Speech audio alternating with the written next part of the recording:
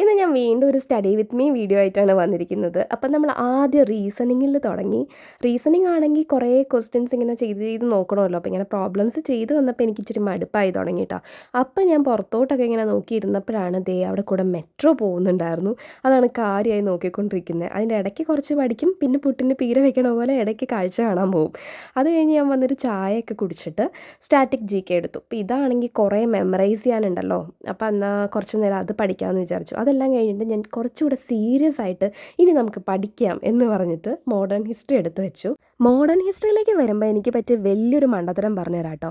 എനിക്കൊരു വൃത്തികെട്ട തോന്നലുണ്ടായിരുന്നു എല്ലാം ഓർഡറിൽ അങ്ങ് പഠിച്ചു വരണം എന്നുള്ളത്. അപ്പം ഞാൻ ഏൻഷ്യൻ ഹിസ്റ്ററിയിൽ തുടങ്ങി കുറച്ച് പോർഷൻസ് എല്ലാം കംപ്ലീറ്റ് ചെയ്തു. പിന്നെ മിഡീവൽ ഹിസ്റ്ററിയും കഴിഞ്ഞ് അവസാനമാണ് മോഡേൺ ഹിസ്റ്ററിയിലേക്ക് വരുന്നത്. അപ്പോഴാണ് എനിക്ക് മനസ്സിലായത് ഇതിങ്ങനെയൊന്നും അല്ലടാ, വെയിറ്റേജ് നോക്കിയിട്ട് വേണം നമ്മൾ പഠിക്കാൻ. അപ്പോൾ വെയിറ്റേജ് കൂടുതൽ മോഡേൺ ഹിസ്റ്ററിക്ക് ആയതുകൊണ്ട് അതായിരുന്നു കൂടുതൽ ഫോക്കസ് ചെയ്ത് പഠിക്കേണ്ടിയിരുന്നത് എന്നുള്ളത്.